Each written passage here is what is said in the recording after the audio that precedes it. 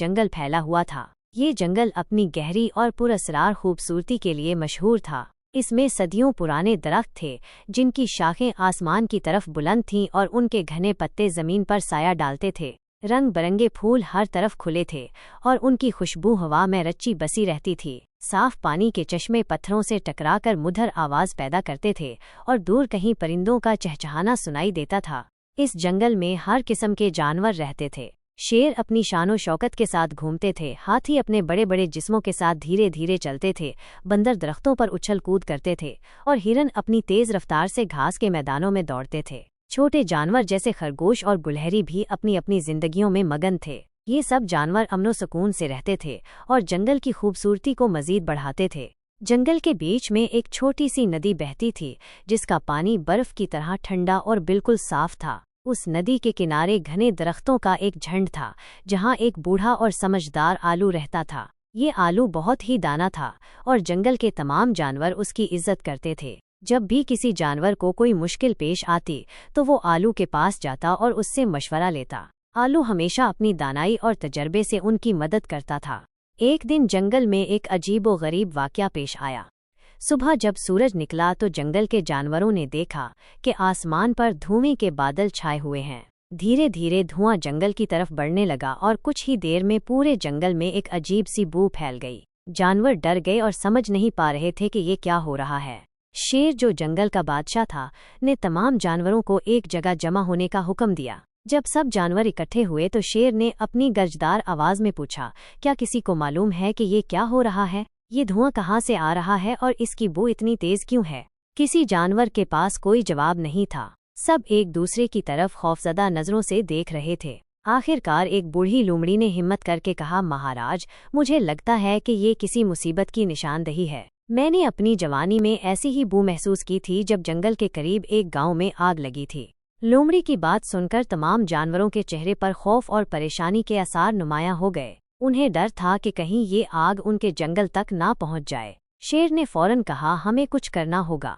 अगर आग जंगल तक पहुंच गई तो हम सब बर्बाद हो जाएंगे। तमाम जानवर आलू के पास गए और उसे सारी सूरत-ए-हाल बताई। आलू ने खामोशी से सबकी बात सुनी और फिर अपनी बड़ी बड़ी आंखें खोलकर बोला, घबराने की कोई बात नहीं, हमें मिलकर उस मुसीबत का मुकाबला करना होगा। सबसे पहले हमें ये पता लगाना होगा कि आग कहाँ लगी है और वो कितनी बड़ी है।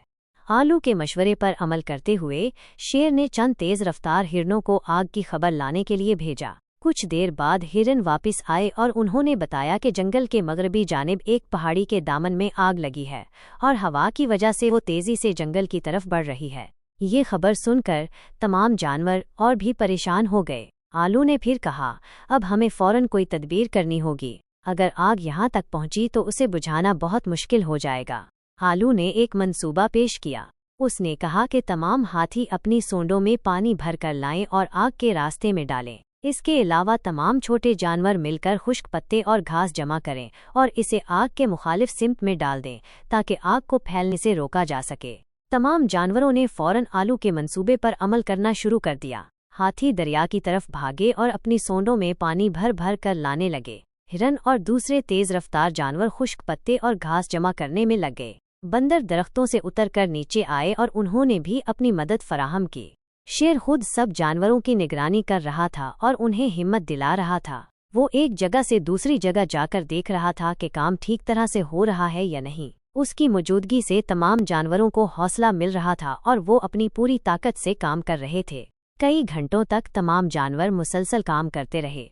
हाथियों ने आग के चारों तरफ पानी की एक दीवार बना दी जिससे आग की पेशकदमी रुक गई। छोटे जानवरों ने खुश्क पत्तों और घास का एक बड़ा ढेर आग के मुखालिफ सिमत में लगा दिया जिससे आग को फैलने के लिए कोई ईंधन न मिला।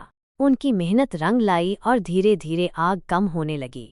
आखिरकार तमाम जानवरों की कोशिशों से आग मुकम्मल तौर पर बुझ गई। जंगल एक बड़ी तबाही से बच गया था।